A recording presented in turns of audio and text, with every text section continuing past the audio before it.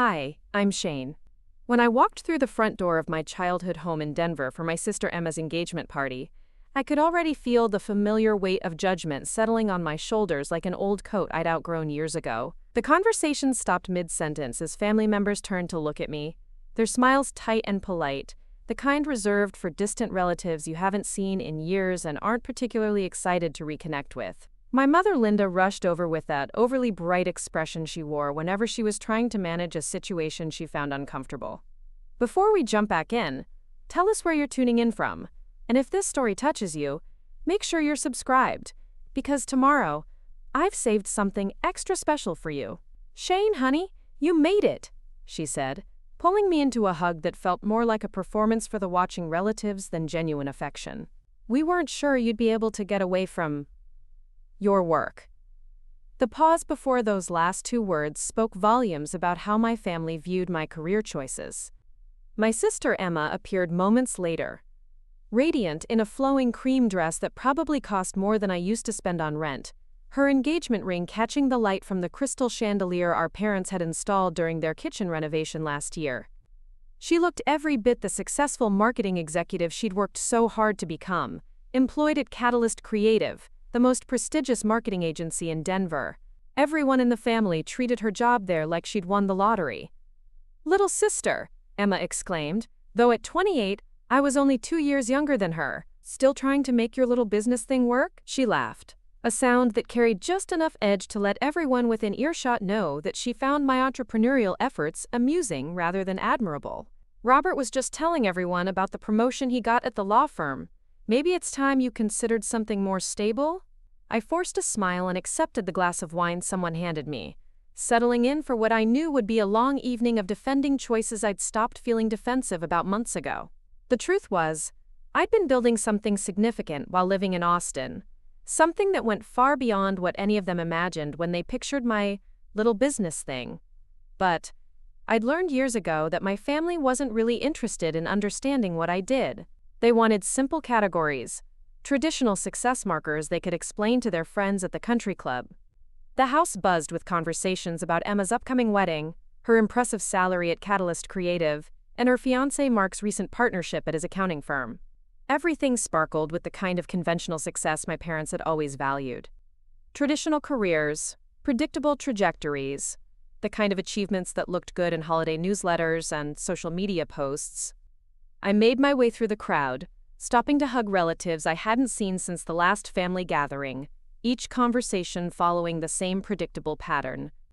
They'd ask about my work with carefully neutral expressions, listen to my brief explanations with polite disinterest, then quickly pivot to sharing updates about their own children's more conventional accomplishments. My cousin Jessica made sure to mention her daughter's acceptance to law school twice. Uncle Tom couldn't stop talking about his son's promotion at the bank. Even Aunt Carol, who'd always been the family rebel for becoming a high school art teacher instead of pursuing business, seemed to view my entrepreneurial path as unnecessarily risky. "Shane still doing her startup thing?" I overheard my father Robert asking someone in the kitchen when he thought I was out of earshot. "Linda and I keep hoping she'll come to her senses and apply somewhere established. Emma's always offering to put in a good word at her company, but Shane's too stubborn to accept help." The assumption that I needed Emma's help to get a job stung more than I cared to admit. My sister had been getting job offers and accolades since college, while I'd taken the unconventional route of dropping out junior year to pursue an idea that had been keeping me awake at night.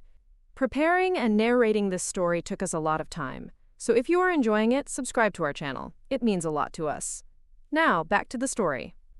That decision had created a family scandal that still came up at gatherings like this.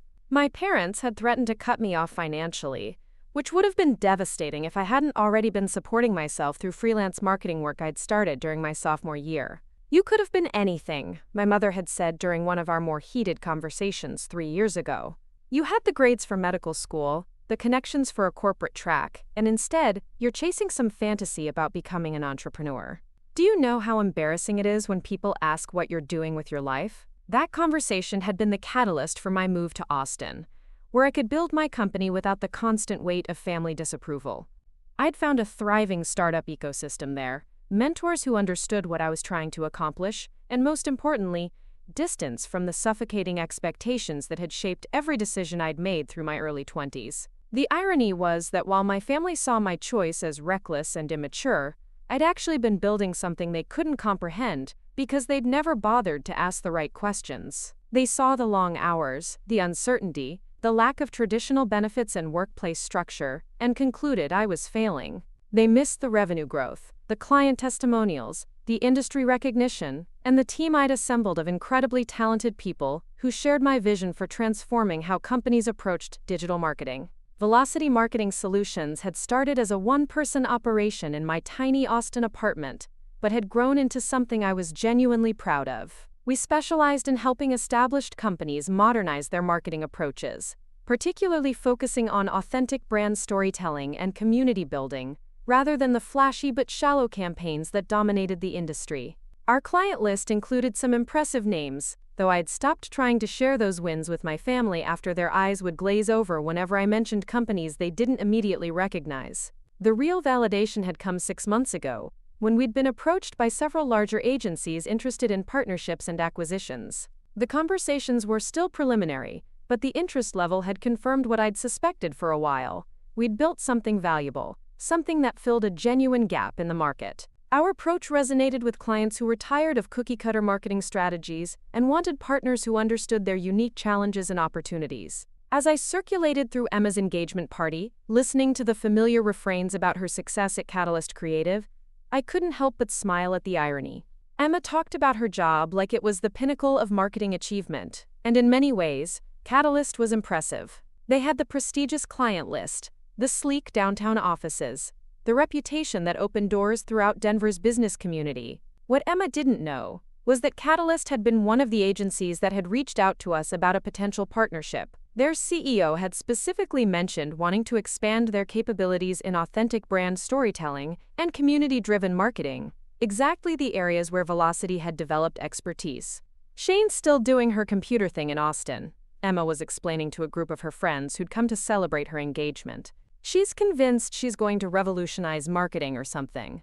The laughter that followed wasn't cruel exactly, but it carried the dismissive tone of people who couldn't imagine success looking different from their own experiences.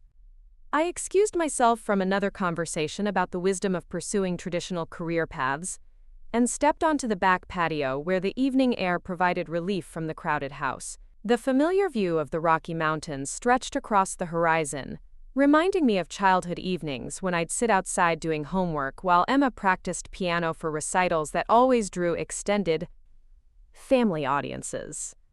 Even then, the pattern had been established.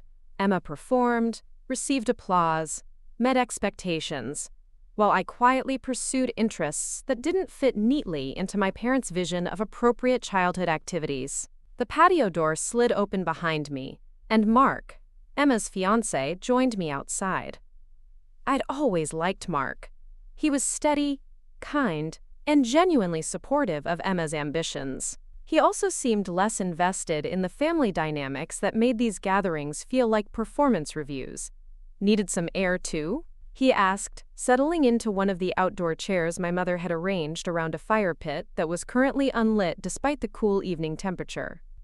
"Something like that," I replied, grateful for his easy company. "Congratulations, by the way. Emma seems really happy." "Thanks. She is, I think, though she's been stressed about work lately."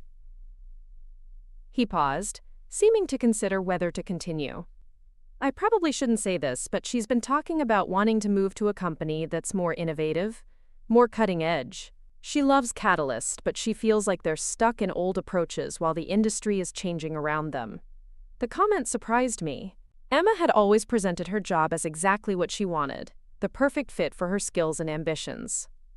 What kind of changes is she looking for? She keeps talking about companies that are doing more authentic marketing, building real communities around brands instead of just pushing products. She's been researching firms that specialize in that approach, dreaming about working somewhere that's ahead of the curve instead of always trying to catch up. Mark shrugged. "I keep telling her she should just start applying places, but she's worried about giving up the security she has at Catalyst." I nodded, understanding the dilemma better than Mark probably realized. The conversation continued for a few more minutes before we were called back inside for the official toasts and announcements portion of the evening. As we rejoined the party, I found myself seeing Emma's confident facade differently, recognizing the restlessness underneath her polished presentation. The toasts began with my father welcoming everyone and expressing his pride in Emma's achievements. "She's always been our success story," he said, raising his glass toward where Emma stood with Mark near the fireplace. "From childhood through college and now in her career, Emma has consistently exceeded our expectations. We're so proud of the life she's built." The words stung, not because they weren't true about Emma, but because they carried the implicit message that I hadn't built anything worthy of similar pride. I applauded along with everyone else, genuinely happy for my sister, while simultaneously feeling erased from my own family's narrative. Emma's response was gracious and heartfelt, thanking everyone for their support and expressing excitement about her future with Mark. But as she spoke, I caught glimpses of the restlessness Mark had mentioned, particularly when she talked about her career goals and the kind of impact she wanted to make in the marketing world. "I've been fortunate to work at Catalyst Creative, learning from some of the best in the business," she said. "But I'm also excited about what's coming next, about finding opportunities to push boundaries and work with companies that are reimagining what marketing can be." The statement hung in the air, more revealing than Emma probably intended. Here was my successful sister, the family favorite, expressing hunger for exactly the kind of work I'd been building in Austin, while they all dismissed my efforts as unrealistic fantasy. As the formal portion of the evening concluded, and conversations resumed in smaller groups, I found myself observing the family dynamics with new perspective. My parents circulated through the room, beaming with pride as they introduced Emma to people who hadn't met her yet, sharing details about her impressive salary and prestigious position. Meanwhile, when people asked about me, the responses were vague and apologetic, as though my career choices were a family embarrassment they preferred not to discuss in detail. "Shane's trying to make it as an entrepreneur in Austin," my mother explained to one of her book club friends. "We keep hoping she'll settle down and find something more stable, but you know how young people are these days with their big dreams." The conversation continued around me as I stood near the kitchen island, picking at the elaborate spread of appetizers my mother had clearly spent days preparing. I listened to Emma's friends discussing their own career progressions, all following similar patterns of climbing corporate ladders at established companies. None of them could imagine success looking like what I'd built, partly because I'd never effectively communicated what that actually looked like. The truth was, I'd stopped trying to explain velocity marketing solutions to my family because their questions always focused on the wrong things. They wanted to know about traditional markers like my official title, my salary, my benefits package, the size of the company where I worked. When I tried to explain that I'd founded my own company, they'd ask about venture capital funding and IPO plans, as though every startup followed the same Silicon Valley trajectory they'd seen in movies. What they couldn't understand was that I'd intentionally built something different. A company that prioritized sustainable growth over explosive scaling, that focused on doing exceptional work for a carefully chosen client base, rather than pursuing every possible opportunity. We'd grown from one person to a team of 12, all of whom were passionate about the intersection of authentic storytelling and strategic marketing. Our clients included everyone from established nonprofits trying to reach younger demographics to traditional manufacturers launching direct-to-consumer brands for the first time. The work was challenging, meaningful, and financially successful, but it didn't fit the template my family recognized as legitimate business achievement. They wanted to hear about my company being featured in major publications or receiving industry awards, not understanding that our success was measured in client satisfaction, team retention, and steady revenue growth rather than external validation. As the evening wore on, I participated in the expected conversations, posed for family photos, and maintained the pleasant facade that family gatherings required.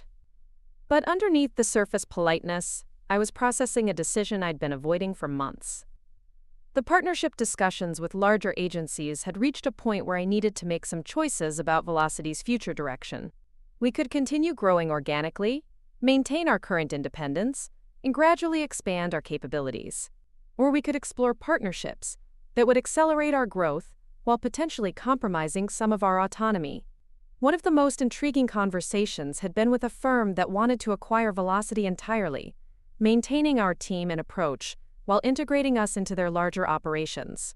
The offer was generous enough to be life-changing, but I'd been hesitant to commit because I valued the culture we'd created and worried about losing that in a larger corporate structure. Tonight's gathering had crystallized something for me, though. I realized I'd been seeking my family's approval for so long that I'd unconsciously limited my own ambitions to fit their comfort level. I'd downplayed Velocity's success, avoided discussions about our growth trajectory, and generally acted as though building a successful company was something to be modest about rather than proud of. The revelation was both liberating and unsettling. I'd thought I'd moved beyond needing their validation when I left Denver for Austin, but apparently I'd simply found subtler ways to constrain myself to their expectations. The recognition sparked a kind of anger I hadn't felt in years, not at my family specifically, but at myself, for allowing their limitations to influence my own sense of what was possible. "Shane, come settle an argument for us," Emma called from across the room where she'd been talking with several of her Catalyst creative colleagues who'd joined the party. "I was telling everyone about your marketing thing in Austin. Mark thinks you're doing something similar to what we do at Catalyst, but I told him it's probably completely different since you're just starting out." I walked over to the group, noting how Emma had positioned my work as amateur hour compared to her established agency experience. Her colleagues looked politely interested, the way people do when they're prepared to humor someone's hobby rather than engage with serious professional discussion. "Actually," I said, deciding in that moment to stop protecting my family from the reality of what I'd built, Velocity Marketing Solutions specializes in authentic brand storytelling and community-driven marketing. We work with companies that want to move beyond traditional advertising approaches to build genuine relationships with their customers. One of Emma's colleagues, a senior strategist named David, perked up with genuine interest. "That's fascinating. We've been trying to develop those capabilities at Catalyst, but it's challenging to shift client expectations when they're used to more conventional campaigns. How do you approach the transition from traditional marketing to community building?" For the next 20 minutes, I found myself in the kind of professional conversation I'd been craving all evening. David and his colleagues asked thoughtful questions about our methodologies, shared challenges they were facing with their own clients, and expressed genuine curiosity about our approach to measuring success in community-building campaigns. Emma listened with growing surprise as the conversation revealed the depth and sophistication of what I'd been building in Austin. "You know," David said as our discussion began to wind down, "Catalyst has been looking for partners who can help us expand our capabilities in exactly these areas. Would you be open to an introductory conversation with our business development team?" Emma's expression shifted from surprise to something closer to shock. "Wait, you're saying Shane's company is the kind of firm Catalyst would want to partner with?" "Potentially, yes," David replied. "From what she's describing, Velocity has developed expertise in areas where we're seeing increasing client demand. Authentic storytelling and community building are becoming essential capabilities for agencies that want to stay competitive."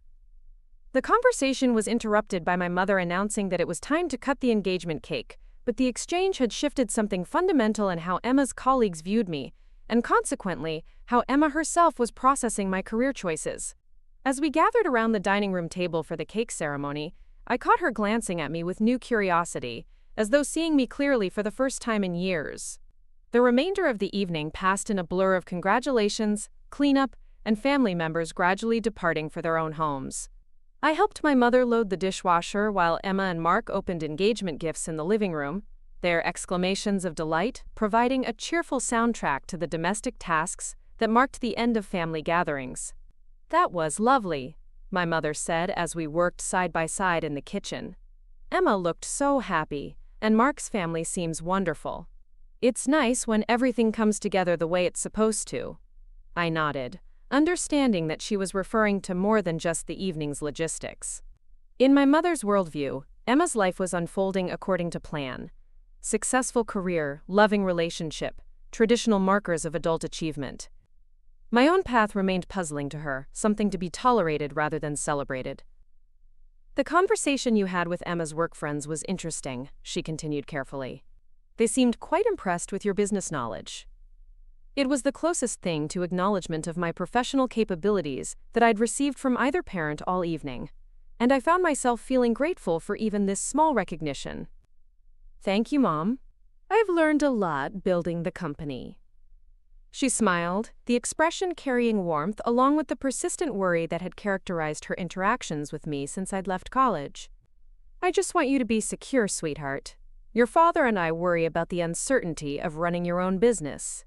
Emma has such stability at Catalyst. The comment revealed how little she understood about either my situation or Emma's.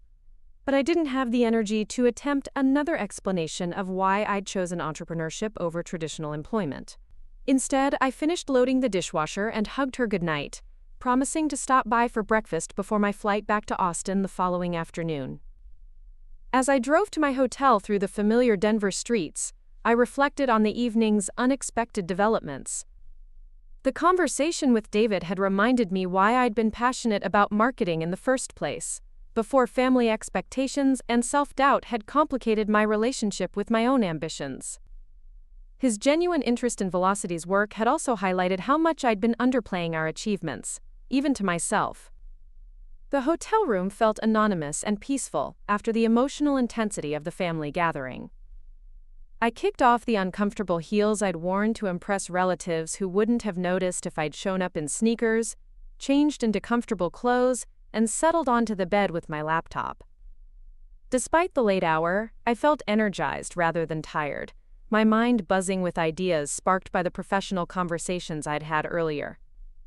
I opened my email to find several messages that had arrived during the party, including one from our lead developer with updates on a client project, and another from our newest team member with questions about an upcoming campaign launch. Reading through the updates reminded me of how much I'd built in Austin, how many people were depending on Velocity's continued success, and how far we'd come from the solo operation I'd started in my apartment 3 years ago. There was also an email from Jennifer Walsh, the CEO of Stellar Industries, one of the larger agencies that had been pursuing acquisition discussions with us. Her message was brief but intriguing. Shane, I know we've been taking things slowly with our conversations, but something has come up that might accelerate our timeline. Could we schedule a call for Monday morning? I think you'll find this opportunity particularly interesting. I stared at the message, wondering what had changed since our last conversation 2 weeks earlier. Stellar had been respectful of my concerns about maintaining Velocity's culture and independence, but they'd also been clear about their interest in acquiring us outright, rather than pursuing a partnership arrangement. The cryptic tone of Jennifer's email suggested something significant had developed, though I couldn't imagine what might have shifted the dynamics so quickly. I closed the laptop without responding, deciding to wait until I was back in Austin and could think clearly about whatever proposal Stellar might be preparing. Tonight had already provided enough surprises and revelations to process without adding complex business decisions to the mix. As I prepared for bed, I thought about Emma's expression when David had suggested that Catalyst might want to partner with Velocity. The shock in her eyes had revealed how completely she'd misunderstood what I'd been building, how thoroughly she'd dismissed my work as amateur dabbling rather than serious business development. The realization was both vindication and sadness, proof of how effectively I'd hidden my achievements, while simultaneously demonstrating how little my own sister knew about my actual capabilities. The conversation had also highlighted Emma's own professional restlessness, her desire to work with companies that were pushing boundaries rather than following established formulas. It occurred to me that we might actually have more in common professionally than either of us had realized, if we could get past the family dynamics that had shaped our relationship for so many years. Sleep came slowly, my mind continuing to process the evening's events and their implications for decisions I'd been postponing about Velocity's future. The partnership discussions, the family dynamics, Emma's career aspirations, and my own ambitions were swirling together in ways I hadn't anticipated. I fell asleep thinking about David's question regarding how we helped clients transition from traditional marketing to community building, and wondering whether my own transition from seeking family approval to building something meaningful on my own terms might finally be complete. Monday morning arrived with the harsh clarity that only comes after a weekend of family revelations. I sat in my Austin office, surrounded by the familiar energy of my team preparing for another week of client work, but my mind kept drifting back to the conversations from Emma's engagement party. The contrast between my Denver reality and my Austin reality felt sharper than ever, like living in two completely different worlds that somehow shared the same version of me. My assistant Maya knocked on my office door holding a steaming cup of the Ethiopian coffee that had become our Monday morning ritual. "How was the family event?" she asked, settling into the chair across from my desk with her own cup. Maya had been with Velocity since our early days, growing from a freelance coordinator to our head of operations, and she'd heard enough stories about my family dynamics to understand why these visits were complicated. "Enlightening," I said, accepting the coffee gratefully. "My sister's colleagues from Catalyst Creative were there. Turns out, they're struggling with exactly the kind of challenges we solve every day, but my family still thinks I'm playing startup dress-up." Maya raised an eyebrow. "Catalyst Creative? Aren't they the ones who've been mentioned in some of the acquisition discussions?" I nodded, remembering the email from Jennifer Walsh that I still hadn't answered. "Speaking of which, Stellar Industries wants to accelerate our timeline. Jennifer's calling this morning with some kind of new development. Are you ready for that conversation?" Maya asked, studying my expression with the intuition that came from working closely together for years. "You've seemed hesitant about the acquisition talks, but something feels different today." She was right. Something had shifted during the weekend, though I was still processing exactly what. The conversation with David and his colleagues had reminded me why I'd started Velocity in the first place, but it had also highlighted how much I'd been holding back, both professionally and personally. I'd been so focused on proving my choices were valid that I'd stopped pushing myself to see what else might be possible. "I think I'm ready to hear what they have to say," I admitted. "Worst case scenario, it clarifies what I don't want. Best case, it opens doors I haven't even considered yet." The morning flew by in a blur of client calls and strategy meetings. Our team was deep into campaign development for 3 major launches, including a particularly complex project helping a traditional manufacturing company transition to direct-to-consumer sales. The work was exactly what I loved most about Velocity, taking established businesses and helping them find authentic ways to connect with modern consumers without losing the values that had made them successful in the first place. At 11 o'clock, I closed my office door and dialed Jennifer Walsh's number. Jennifer had founded Stellar Industries 15 years earlier, building it from a small Boston consultancy into one of the most respected marketing agencies on the East Coast. She was known for her strategic thinking and her ability to spot trends before they became obvious to the broader industry. "Shane, thank you for making time for this call." Jennifer's voice came through clearly, carrying the energy that had made her such a successful leader. "I'm going to cut straight to the point because I think you'll find this development as intriguing as I do." I settled back in my chair, prepared for whatever curveball she was about to throw. "I'm listening." "We've been approached by Catalyst Creative in Denver about a potential merger," Jennifer continued. "They're looking to expand their capabilities in authentic brand storytelling and community-driven marketing, and during their due diligence process, your company's name came up repeatedly as the gold standard for that kind of work." I nearly dropped my coffee. Catalyst Creative mentioned Velocity specifically? More than mentioned. According to their research, you've pioneered approaches they've been trying to develop internally for the past 2 years. They're particularly interested in your methodology for transitioning traditional brands into community-focused marketing without alienating existing customer bases. The irony was so perfect it felt scripted. Emma's dream company had been researching my work, probably while she was sitting a few desks away, completely unaware that her dismissed little sister was behind the strategies they were trying to emulate. "Here's where it gets interesting for you," Jennifer continued. "Catalyst wants to partner with someone who can bring those capabilities to their client base, but they're not interested in developing them internally anymore. They've realized it's more efficient to acquire existing expertise. If Stellar moves forward with acquiring Velocity, we'd immediately become Catalyst's preferred partner for community-driven marketing across their entire client portfolio." I tried to process the implications while maintaining my composure. "That's a significant opportunity." "It's more than significant, Shane. Catalyst's client list includes some of the biggest brands in the Mountain West region.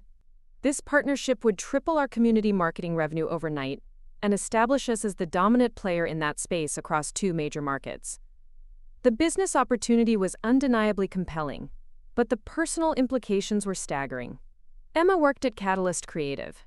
Emma, who'd spent years treating my career choices like an embarrassing hobby. Emma, who'd dismissed my work just 3 days ago as my little business thing. If this deal went through, I wouldn't just be successful in my own right, I'd be an integral partner with her dream company. What's the timeline looking like? I asked, trying to focus on practical considerations rather than the family drama brewing in my mind. Faster than we originally discussed. Catalyst wants to announce their new community marketing capabilities by the end of the quarter, which means we'd need to close the acquisition and integration within 6 weeks. I know that's aggressive, but the opportunity is too good to let logistics slow us down. 6 weeks. In 6 weeks, I could go from being the family disappointment to being a key player in Emma's professional world. The symmetry was almost too perfect to believe. I'll need to discuss this with my team, I said, but I'm definitely interested in exploring the details. Excellent. I'm flying to Austin Wednesday morning. Can we schedule a full day for due diligence and team meetings? I want to make sure we get this right for everyone involved. We spent another 20 minutes discussing preliminary terms and logistics before ending the call. I sat in my office afterward, staring out the window at the Austin skyline and trying to wrap my mind around what had just happened. The acquisition discussions had been theoretical for months, something to consider eventually when the timing felt right. Now they'd become urgent and concrete, with implications that extended far beyond business strategy. Maya appeared in my doorway as though summoned by telepathy. Based on your expression, that was either very good news or very complicated news. Both, I said, gesturing for her to come in and close the door. Stellar wants to accelerate the acquisition because they've been approached by Catalyst Creative about a merger. Maya's eyes widened. Your sister's company? The very same. Apparently they've been researching our work and want to partner with whoever acquires us to expand their community marketing capabilities. That's incredible validation for everything we've built here, Maya said, immediately grasping the professional significance. But also probably weird personally? I laughed despite the complexity of my emotions. Weird doesn't begin to cover it. Emma spent the weekend explaining to people how different her real marketing job is from my amateur startup efforts. Meanwhile, her company has been studying our methodology and planning their entire strategic expansion around partnering with us. Are you going to tell her? The question stopped me cold. I hadn't even considered whether or how to share this development with Emma. The acquisition wasn't finalized. The Catalyst partnership was still preliminary, and there were a dozen ways the whole arrangement could fall apart before it became reality. But Emma would inevitably learn about it eventually, probably in the most awkward way possible, if I didn't manage the situation carefully.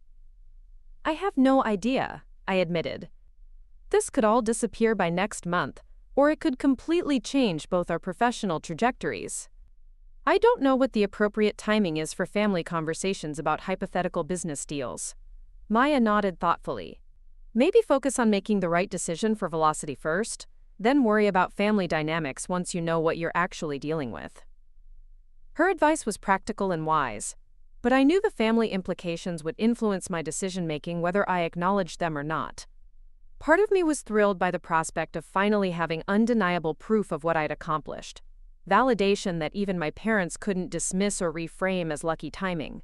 Another part of me worried that making business decisions based on personal vindication was exactly the wrong way to approach something this significant. The rest of Monday disappeared in a whirlwind of preparations for Jennifer's visit. I scheduled meetings with each of our department heads, compiled financial reports and client testimonials, and began thinking through the integration challenges that would come with joining a larger organization. Maya coordinated logistics while our creative director, James, started preparing presentations, showcasing our most successful campaigns. Tuesday brought a call from David Chen, the Catalyst creative strategist I'd met at Emma's engagement party. His timing was coincidentally perfect, though he had no way of knowing about the acquisition discussions happening behind the scenes. Shane, I hope you don't mind me reaching out directly, David said, after we'd exchanged pleasantries. I haven't been able to stop thinking about our conversation Saturday night. The approach you described for community building campaigns is exactly what we need to develop here at Catalyst. I'm glad it resonated, I replied carefully, uncertain how much I should reveal about the larger business discussions potentially happening between our companies. I've been researching velocity marketing solutions since we talked, David continued, and I have to say, the work you're doing is impressive. Your case studies read like a masterclass in authentic brand storytelling. I'm actually embarrassed that Emma's been talking about your work like it was a hobby when you're clearly operating at a professional level that most agencies would envy. The comment about Emma's dismissive attitude stung, even coming secondhand from someone who clearly meant to be complimentary. Emma and I have different perspectives on a lot of things, I said diplomatically. Well, her perspective might be shifting. After our conversation Saturday, she spent yesterday asking a lot of questions about what you're actually doing in Austin. I think she's starting to realize she may have misjudged the scope of your business. That was interesting. Emma, reaching out to her colleagues for information about my work, suggested she was processing our weekend conversation differently than I'd expected. I wondered what conclusions she was drawing and whether her research would change how she approached our relationship going forward. I'll be honest, David continued. I'm calling because I'd like to explore whether there's any opportunity for collaboration between Catalyst and Velocity. We're looking to expand our community marketing capabilities, and from what I can see, you've already built exactly what we're trying to develop. The irony was becoming almost surreal. Here was Emma's colleague, someone she worked with every day, calling to discuss partnering with the sister whose professional credibility she'd been undermining for years. If the stellar acquisition went through, David would likely end up working closely with me on campaigns for Catalyst's biggest clients. I'd be open to that conversation, I said, choosing my words carefully, though I should mention that Velocity is currently exploring some strategic partnerships that might affect our availability for new collaborations. Of course, these things are always complicated. But I hope we can find a way to work together eventually. The industry needs more people doing the kind of thoughtful, authentic marketing that you've pioneered. After David's call, I found myself thinking about Emma's response to learning more about Velocity's actual work. Part of me hoped she was finally recognizing that her little sister had built something significant. Another part of me resented that it had taken external validation from her colleagues for her to take my work seriously. The complexity of family dynamics never ceased to amaze me. I'd spent years building a successful company, developing expertise that industry leaders respected, creating something meaningful that served both my professional ambitions and my personal values. But until someone Emma already respected told her my work was impressive, none of my achievements had been real in her eyes. Wednesday morning arrived with unseasonably cool weather for Austin, a welcome relief from the oppressive heat that had dominated the summer. I dressed carefully for Jennifer's visit, choosing a structured blazer and comfortable heels that projected confidence without trying too hard. The team had prepared presentation materials, but I knew the real evaluation would happen in our natural working environment, watching how we collaborated and problem-solved together. Jennifer arrived precisely on time, carrying herself with the assured energy of someone accustomed to making high-stakes decisions quickly. She was younger than I'd expected, probably early 40s, with the kind of polished appearance that suggested success without ostentation. We'd spoken numerous times on video calls, but meeting in person allowed me to observe her leadership style more directly. "This space has great energy," she said as I showed her through our offices. "You can feel the creativity and focus. That's something you can't manufacture, it has to develop organically." Our offices occupied the third floor of a converted warehouse in East Austin, with exposed brick walls, large windows, and open collaboration areas balanced by private spaces for focused work. We did design the environment to reflect our values: creative, authentic, collaborative, but also professional and results-oriented. The morning began with presentations from each department head, showcasing our methodologies, client results, and team capabilities. Jennifer asked thoughtful questions throughout, clearly evaluating not just our work quality but our cultural fit with Stellar's existing operations. She seemed particularly interested in our approach to maintaining authenticity while scaling campaigns for larger client bases. "One of the challenges we've observed with community-driven marketing," Jennifer noted during our creative director's presentation, "is that it can become formulaic when you try to systematize it too much. How do you maintain genuine connection while serving multiple clients simultaneously?" James, our creative director, fielded the question expertly. We've developed what we call authentic frameworks rather than rigid templates. Each client gets a customized approach based on their unique brand values and community characteristics, but we use consistent underlying principles to ensure quality and scalability. Can you give me a specific example of how that works in practice? James pulled up a case study from one of our manufacturing clients, walking through how we'd helped them transition from traditional B2B marketing to building a community of makers and craftspeople who use their products. The campaign had required completely different messaging and channels than our approach for a nonprofit client, but both had used the same foundational strategy of identifying shared values between the brand and its potential community. That's exactly what Catalyst Creative is looking for, Jennifer observed. They have clients across multiple industries who need community-building capabilities, but each situation requires different tactical execution. The comment confirmed what I'd suspected about the Catalyst partnership driving Stellar's accelerated timeline. This wasn't just about acquiring Velocity's capabilities for their existing, any family connections. The partnership will stand on its own merits. We talked for another 20 minutes, with Emma asking detailed questions about Velocity's client work and methodology. I could hear her taking notes, probably already thinking about how to position herself advantageously within Catalyst, as someone who had personal insight into their new strategic partner.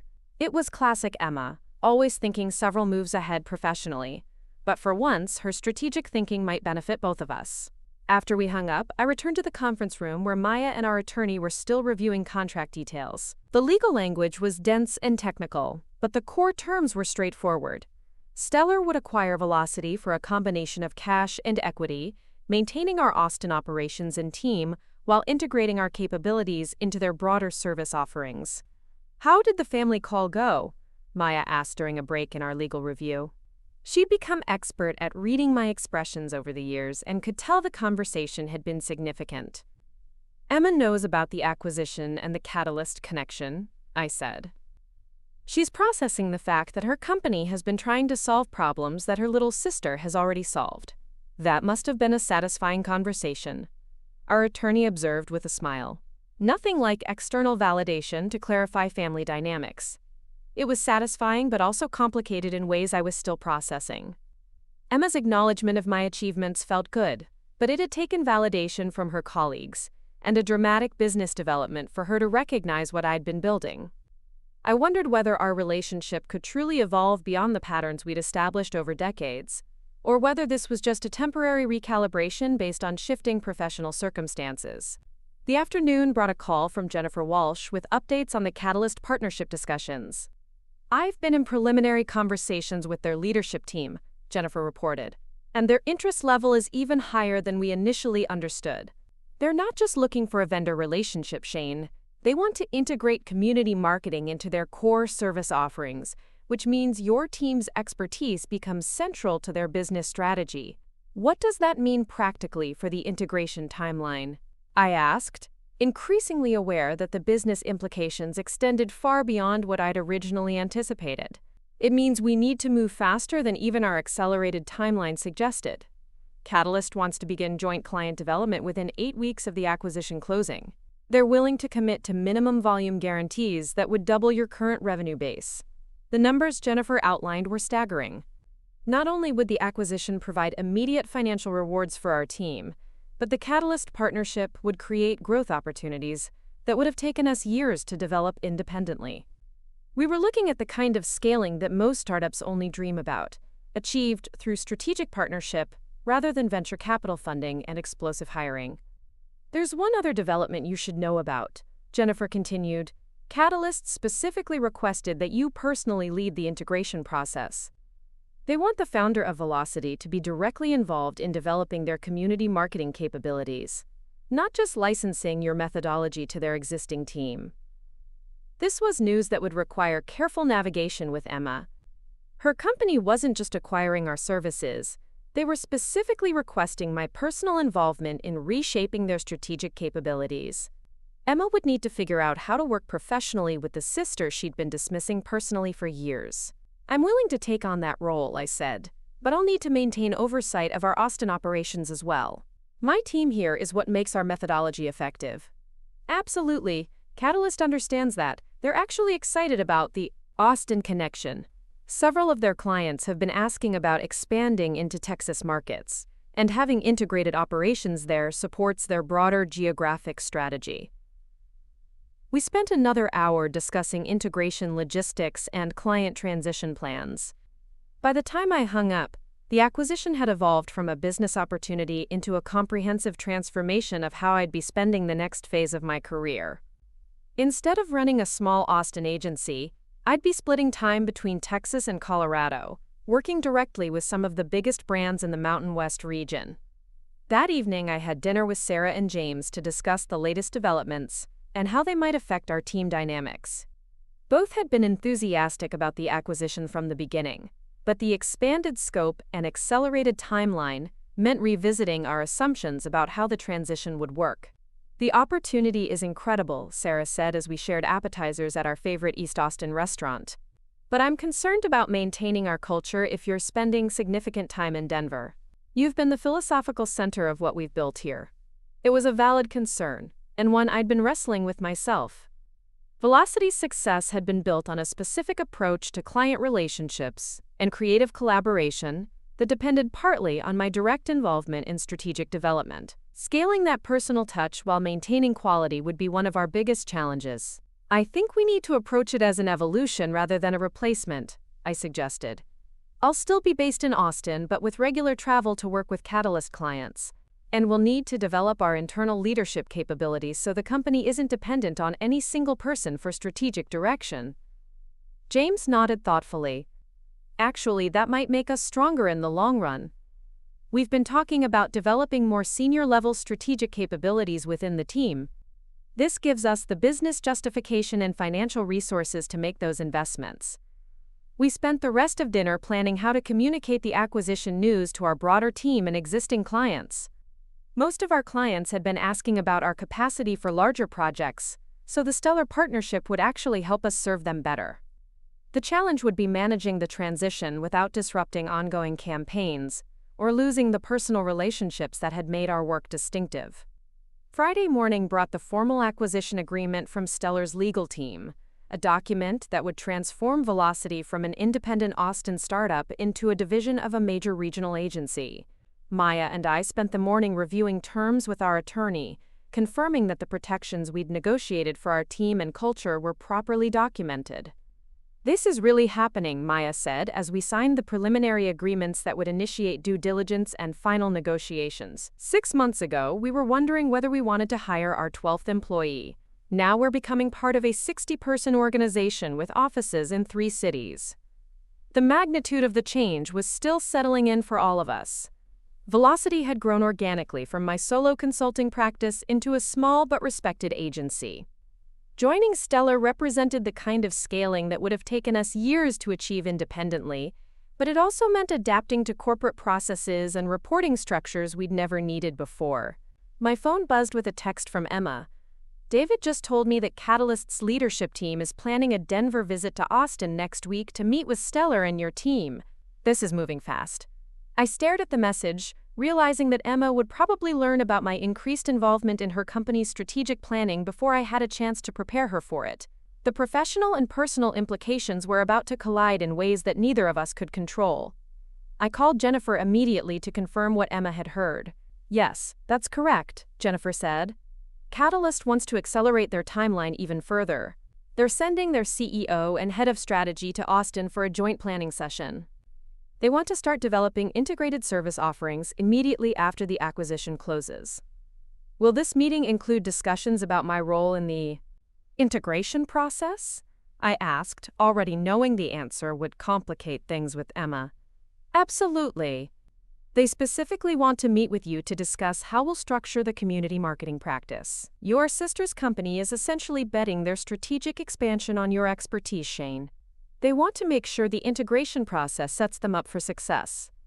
After hanging up with Jennifer, I immediately called Emma back. She answered on the first ring, suggesting she'd been waiting for my response to her text. "Emma, there's something else I need to tell you about the Catalyst partnership," I began without preamble. "They've specifically requested that I personally lead the integration of community marketing capabilities into their service offerings.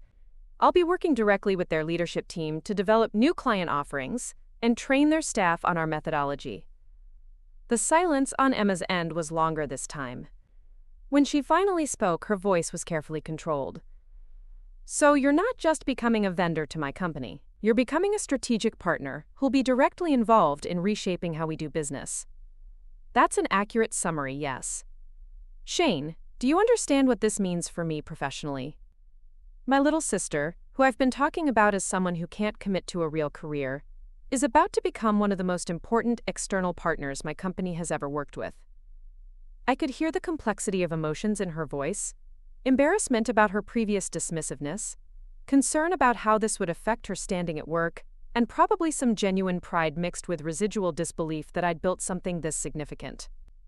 I understand it's complicated, I said, but Emma, this partnership is happening because of the work my team has done, not because of any family connection. Catalyst doesn't even know we're related, and I don't plan to make that connection unless it becomes relevant for some reason. It's going to become relevant when their leadership team realizes that the Shane Winters they're meeting with next week is the sister of Emma Winters from their own staff, she pointed out. Denver's marketing community isn't that big, and our last name isn't that common. She was right, of course. The family connection would become obvious as soon as Catalyst's team started working with me directly. The question was how to manage that revelation professionally for both of us. How do you want to handle it? I asked. This is your workplace, and I don't want to create any complications for your position there. I don't know, Emma admitted. Part of me wants to get ahead of it by mentioning the connection to my manager before the Austin meeting. But another part of me is worried that we'll make it look like I've been hiding information or trying to influence business decisions. What does your instinct tell you? My instinct says to be transparent. Tell my manager that my sister runs the company Stellar is acquiring, emphasize that I had no idea about Catalyst's interest in community marketing capabilities, and recuse myself from any internal discussions about the partnership to avoid any appearance of conflict of interest. It was a smart approach, typical of Emma's strategic thinking about professional relationships. She was protecting herself while also maintaining ethical boundaries that would preserve her reputation, regardless of how our family connection might be perceived. That sounds right to me, I agreed. And Emma, for what it's worth, I think you should be proud of what this represents. Your company identified a strategic need, researched solutions, and found exactly what they were looking for. The fact that the solution happened to come from your sister doesn't diminish their good judgment or your contribution to the company. Thank you for saying that, she said, her voice softer than it had been throughout our conversation. Shane, I know I've said this already, but I really am proud of what you've built. And I'm sorry it took external validation for me to see it clearly. We both made assumptions about each other's choices, I replied. Maybe this is our chance to start fresh with better information. After we hung up, I sat in my office looking out at the Austin skyline and reflecting on how dramatically everything was changing. 6 months ago, my biggest concern had been whether to hire additional staff to handle our growing client base. Now I was preparing to become a strategic partner with one of Denver's most prestigious marketing agencies, working directly with their leadership team to reshape their service offerings, while navigating a complete transformation of my relationship with Emma. The irony of the situation wasn't lost on me. I'd left Denver partly to escape family expectations and build something on my own terms. Now that success was drawing me back to Denver in a professional capacity that would make my achievements undeniable to everyone who'd questioned my choices over the years. Maya knocked on my office door, interrupting my contemplation. Sorry to bother you, but Jennifer's assistant just called to confirm logistics for next week's meeting. Catalyst's team will be here Wednesday and Thursday, and they want to tour our offices, meet with department heads, and discuss integration timelines. Did she mention who's coming from Catalyst? I asked, wondering whether Emma would be included in the delegation. CEO Rebecca Martinez and Head of Strategy David Chen, plus 2 other senior staff members. They want to understand our methodology well enough to start developing joint service packages immediately after the acquisition closes. David Chen. The same David who'd called me earlier in the week to discuss collaboration opportunities, not knowing that his company was already planning to acquire access to my expertise through the Stellar partnership. The same David who'd told Emma that her sister was doing impressive work, not realizing he was about to enter into a direct business relationship with me. The connections and coincidences were becoming almost absurd in their precision. Emma's colleagues were about to discover that the community marketing expert they'd been researching was the sister of their own staff member. Emma was going to have to navigate the professional implications of having her previously dismissed sibling become central to her company's strategic direction. And I was about to return to Denver in a professional capacity that would force my family to completely recalibrate their understanding of what I'd accomplished. Next week's meetings would mark the beginning of a new phase for everyone involved. Velocity would officially become part of a larger organization with expanded capabilities and market reach. Catalyst would gain access to community marketing expertise they'd been trying to develop internally. And Emma and I would have to figure out how to work in connected professional spaces after years of mutual misunderstanding about each other's career choices. As I prepared to leave the office that Friday evening, I realized that everything I'd built in Austin over the past 3 years was about to be tested in ways I'd never anticipated. The acquisition would provide resources and opportunities that could transform what we were capable of achieving, but it would also require integrating our culture and methodology into larger organizational structures, while maintaining the authenticity that had made our work distinctive. More personally, it would require navigating a relationship with Emma that had been complicated by family dynamics for our entire adult lives, but was now entering territory where professional and personal considerations would be inseparable. The sister who'd spent years questioning my career choices was about to become a colleague in connected professional spaces, working for a company that had identified my expertise as essential to their strategic future. The conversation next week in Austin would determine whether we could transform years of mutual misunderstanding into a foundation for productive professional collaboration. For the first time in my life, Emma would see my work not through the lens of family expectations, but through the perspective of business necessity. Her company needed what I'd built, and that need would create a different kind of relationship between us, whether we were ready for it or not. Wednesday morning arrived with the kind of crisp Austin weather that made the city feel electric with possibility. I stood in our conference room at 7:30, watching Maya arrange presentation materials while James tested the video equipment we'd used to showcase our most successful campaigns. In 3 hours, Rebecca Martinez and David Chen would walk through our doors, unaware that they were about to discover their strategic partner was the sister of one of their own employees. The irony wasn't lost on me that I was more nervous about the family revelation than the business presentation. Velocity's work spoke for itself, our methodology was proven, and our integration plan was solid. But the moment when David connected Shane Winters of Austin with Emma Winters of Denver would change everything about how both companies approached this partnership. My phone buzzed with a text from Emma. Told my manager about the family connection yesterday. She was surprised but appreciated the transparency. Good luck today. I smiled despite my nerves. Emma had handled the disclosure exactly right, protecting both her professional reputation and our family relationship by being proactive rather than reactive. Her manager would have time to process the information before it became relevant to any business discussions. Jennifer Walsh arrived first, bringing her usual energy and 2 members of her Boston team who would help facilitate the integration planning. She looked around our office space with obvious satisfaction, noting details that reinforced why Stellar had been interested in acquiring us rather than trying to build similar capabilities internally. This environment is part of what makes your work distinctive, Jennifer observed, settling into our main conference room with coffee from our favorite local roaster. The collaboration feels natural here, not forced. That's something larger agencies struggle to maintain.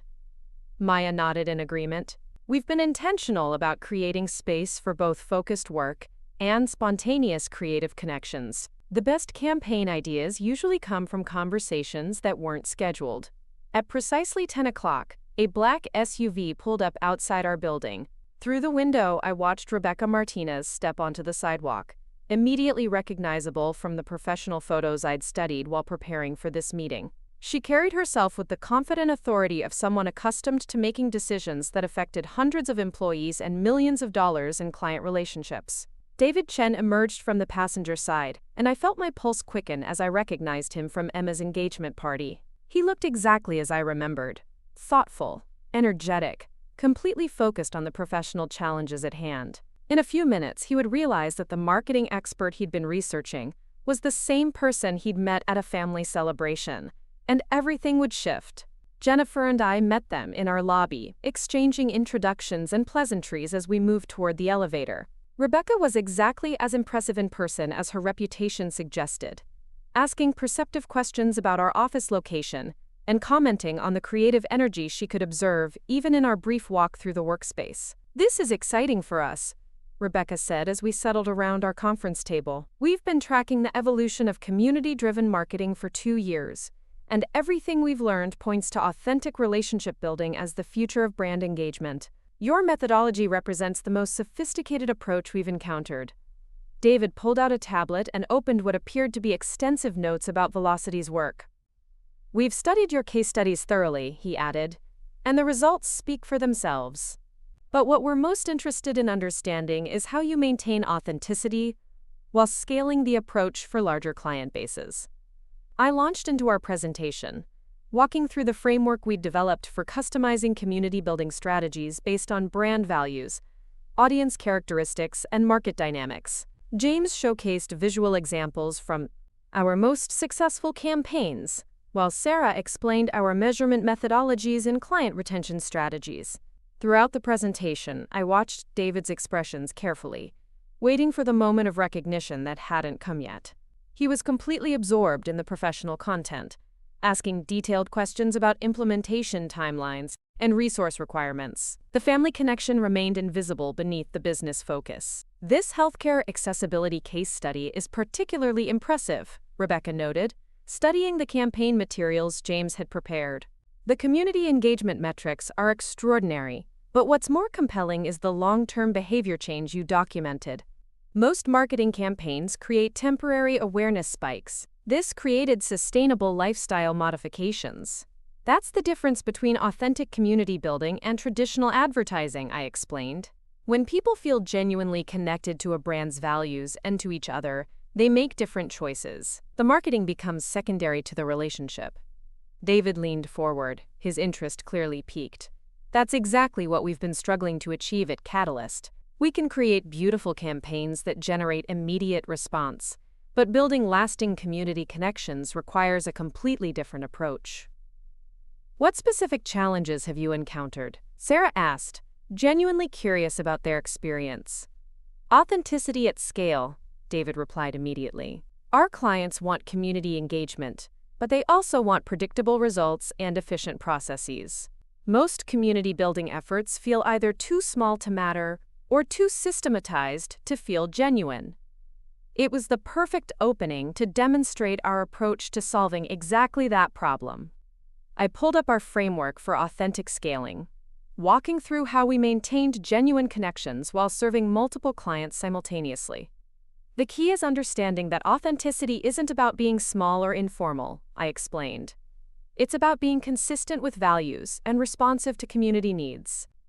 You can scale authentic relationships if you're systematic about the underlying principles rather than the surface tactics."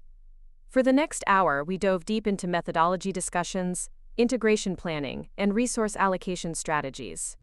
Rebecca and David asked increasingly sophisticated questions, clearly evaluating not just our capabilities but our cultural fit with Catalyst's existing operations. The conversation was going better than I'd hoped, until David paused mid-question, studying my face with sudden recognition. I watched the exact moment when he connected Shane Winters, the marketing expert, with Shane Winters from Emma's engagement party. "Wait," David said slowly, his expression shifting from professional focus to personal surprise. "Shane Winters. You're Emma's sister." The conference room fell silent. Rebecca looked between David and me with obvious confusion, while Jennifer raised an eyebrow in my direction. Maya and James exchanged glances, aware that we'd reached the moment we'd been anticipating all week. "Yes," I confirmed simply. "Emma Winters at Catalyst Creative is my sister." Rebecca's eyes widened as she processed this information. "Emma Winters in our strategy department? The Emma who's been asking questions about community marketing capabilities for the past 6 months? The same Emma who had no idea that her sister was building exactly what we've been trying to develop," David added, his voice carrying a mixture of amazement and embarrassment. "Shane, I feel like I need to apologize for how Emma talked about your work at the engagement party. She clearly had no understanding of what you'd accomplished. Family dynamics are complicated, I said diplomatically. Emma and I have different perspectives on a lot of things, including career choices. She's been very supportive since learning more about Velocity's work. Rebecca leaned back in her chair, clearly recalibrating her understanding of the situation. This is remarkable. We've been researching community marketing experts for months, identified your company as the best in the field, and it turns out you're the sister of one of our own strategists who's been advocating for exactly these capabilities. It's quite a coincidence, Jennifer agreed, though her tone suggested she was enjoying the dramatic irony of the situation. Actually, it's more than a coincidence, David said, his strategic mind clearly working through the implications. Emma's been pushing for community marketing expansion because she understands client needs in this space. Her advocacy probably influenced our timeline for seeking external partnerships. The revelation was unfolding exactly as I'd anticipated, but the reality was more surreal than I'd imagined. Rebecca and David were processing not just the family connection, but the fact that Emma had unknowingly been advocating for capabilities her own sister had already developed. How does Emma feel about this partnership? Rebecca asked directly. I imagine it's complicated to have your company working with your sister's firm, especially when you weren't aware of her expertise level. She's been very professional about it, I replied. Emma disclosed the family connection to her manager as soon as she learned about the acquisition discussions. She wants to avoid any appearance of conflict of interest while supporting what's best for Catalyst strategically. Rebecca nodded approvingly. That's exactly the right approach. And honestly, it makes me more confident about this partnership. If one of our own strategists has been independently advocating for community marketing capabilities, and her sister happens to be a leading expert in the field, that suggests we're making the right strategic choice. The conversation resumed with a different energy, the family revelation adding a layer of personal connection that seemed to strengthen rather than complicate the business relationship. Rebecca and David asked more detailed questions about our integration timeline, resource requirements, and expectations for joint client development. I'd like to propose something, Rebecca said as we began discussing next steps. Rather than treating this as a vendor relationship where Stellar provides services to Catalyst, what if we structure it as a true strategic partnership? Joint branding, shared client development, integrated service offerings that position both companies as thought leaders in community-driven marketing. Jennifer's eyes lit up with interest.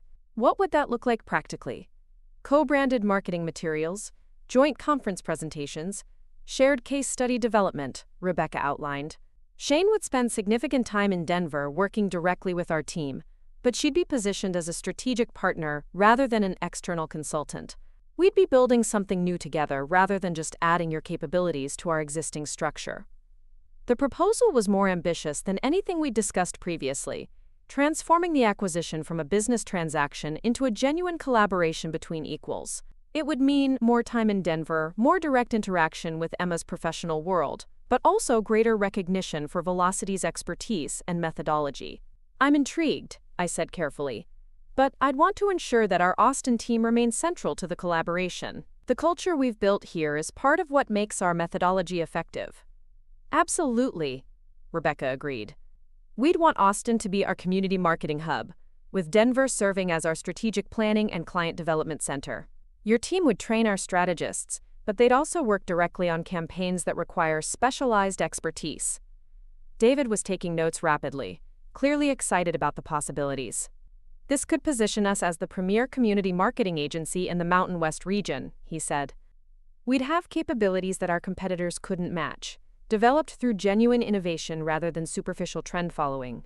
As the morning session concluded, we moved to a working lunch where the conversation shifted to practical implementation details. Rebecca and David wanted to understand our hiring philosophy, our approach to client relationships, and our long-term vision for the community marketing space. What we're really acquiring, Rebecca observed over salads from our favorite local restaurant, isn't just your methodology or your client list.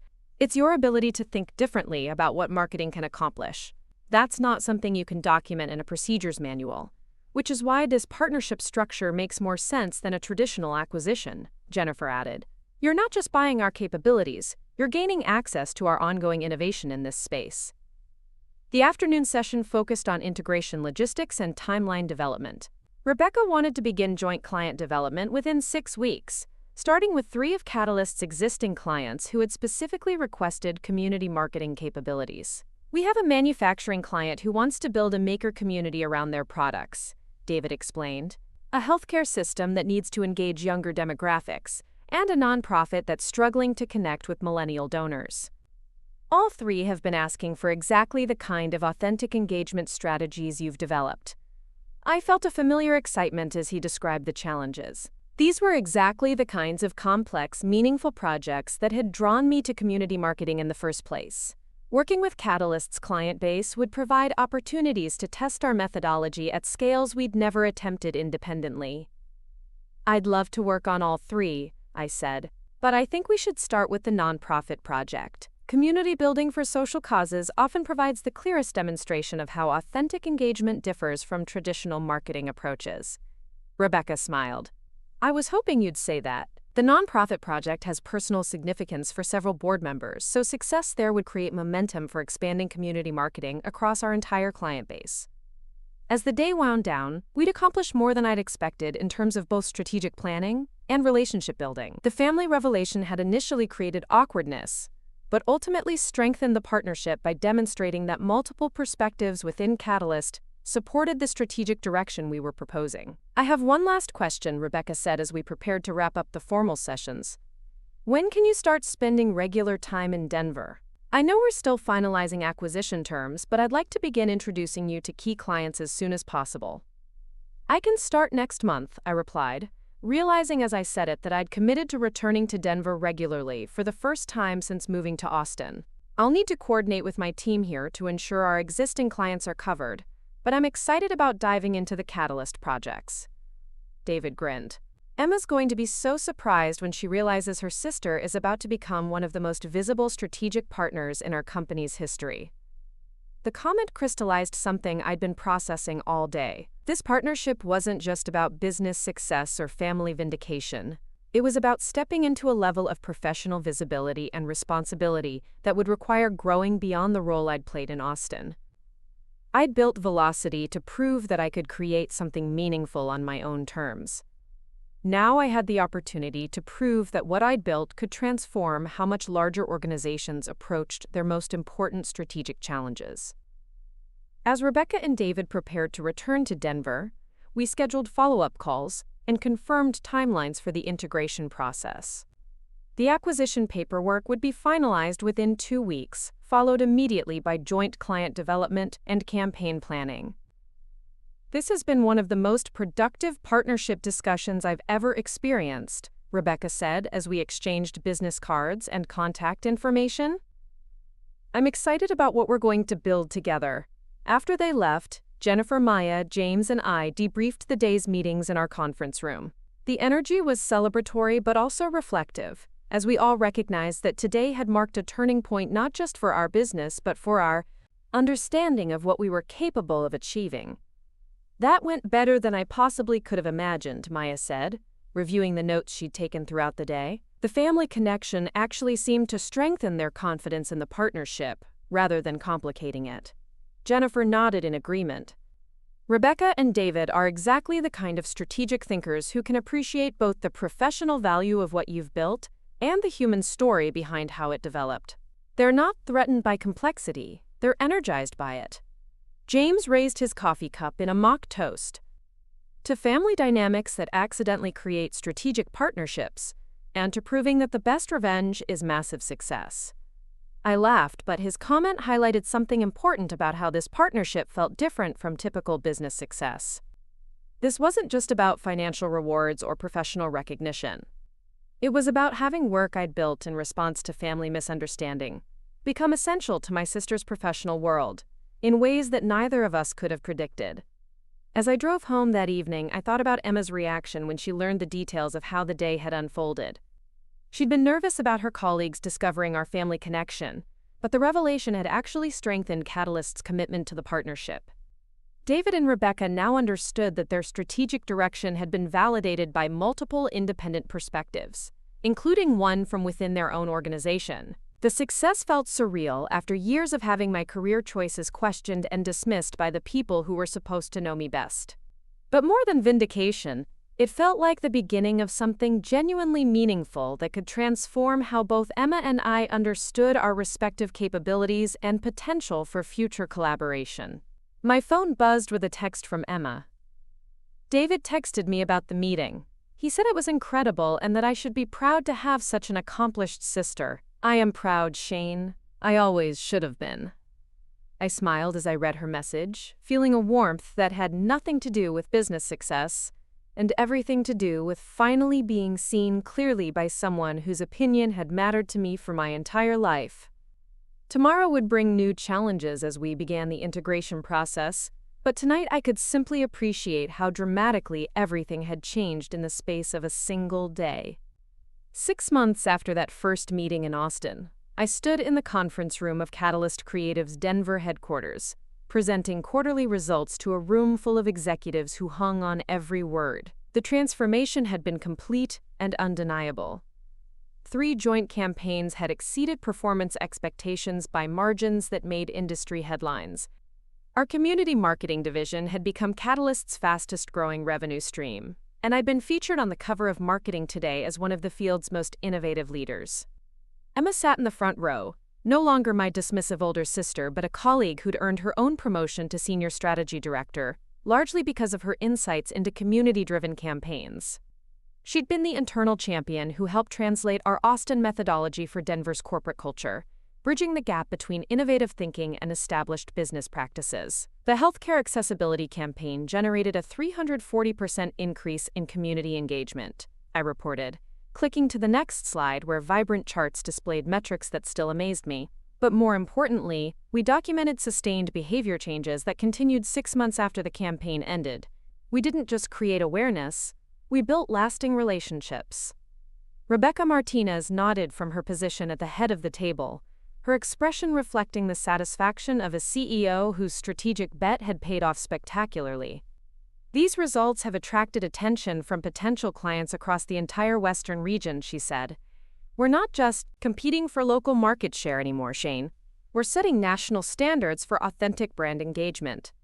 The meeting concluded with approvals for expanding our community marketing team and opening a satellite office in Portland to serve Pacific Northwest clients. As executives filed out, discussing implementation timelines and budget allocations, Emma approached with the kind of smile I'd rarely seen from her during our childhood. You know what the best part of all this is? Emma said, gathering her presentation materials. It's not just that you proved everyone wrong about your career choices. It's that you proved everyone wrong while making all of us better at our jobs. I laughed, remembering how terrified she'd been about the family connection affecting her professional reputation. Instead, her association with me had become one of her greatest career assets. Clients specifically requested to work with Emma's team because they knew she had direct access to community marketing expertise that other agencies couldn't match. I never wanted to prove anyone wrong, I said honestly. I just wanted to build something that mattered. Well, you succeeded beyond what any of us imagined possible, Emma replied. And Shane, I need to say something I should have said years ago. I'm proud to be your sister. The words carried weight that had nothing to do with business success. Emma had finally seen me clearly, not through the lens of family expectations or conventional career paths, but as someone who'd built expertise that commanded respect in her professional world. Our relationship had evolved from sibling rivalry to genuine partnership, both personally and professionally. That evening, I found myself back in my childhood home, sitting around the same dining room table where family gatherings had once felt like performance reviews of my life choices. But tonight the conversation centered on my upcoming keynote address at the National Marketing Conference and the book deal I'd signed to document our community building methodology. I still don't understand exactly what you do, my father admitted with a self-deprecating smile, but I understand that what you've accomplished is remarkable. Your mother and I are proud of the path you chose, even if we couldn't see where it was leading. My mother reached across the table to squeeze my hand. We were so worried about security and stability that we couldn't appreciate innovation and vision. You saw possibilities that we missed completely. The acknowledgement meant more than I'd expected. For years, I'd convinced myself that I didn't need their approval, that external validation was enough. But having my parents finally recognize the value of choices they'd questioned for so long felt like the completion of a circle I hadn't realized was still open. I understand why you were concerned, I said, looking between them. Entrepreneurship is risky, and most startups fail. You wanted to protect me from disappointment. Instead, you protected yourself by building something so solid that disappointment became impossible, Emma observed from across the table. The healthcare platform alone has helped over 1 million people access medical care they couldn't reach before. That's not just business success, that's social impact. Later that evening, Emma and I found ourselves on the back patio, where we'd had countless childhood conversations under the same Rocky Mountain stars. The view hadn't changed, but everything else about our relationship had been transformed by the events of the past year. Do you ever think about what would have happened if Catalyst hadn't been looking for community marketing partners? Emma asked, settling into the outdoor furniture our parents had arranged around their still unlit fire pit. Honestly, I think we would have found our way to this conversation eventually, I replied. Maybe not through business connections, but through some other path. We're both too stubborn to let misunderstandings persist forever. I'm grateful it happened this way, though, Emma said. Working together has taught me things about you I never would have learned otherwise. Your ability to see patterns that others miss, your persistence in solving complex problems, your genuine care for how marketing affects real people's lives. I learned things about you too, I admitted. Your strategic thinking, your ability to translate innovative ideas into practical implementation, your skill at building consensus around new approaches. We make a good team. We do, Emma agreed. And Shane, I want you to know that watching you build Velocity taught me something important about defining success on my own terms, instead of accepting other people's definitions. The comment surprised me. I'd never considered that my unconventional choices might influence Emma's thinking about her own career path. What do you mean? I've been so focused on climbing the traditional corporate ladder that I never asked whether that ladder was leaning against the right wall, Emma explained.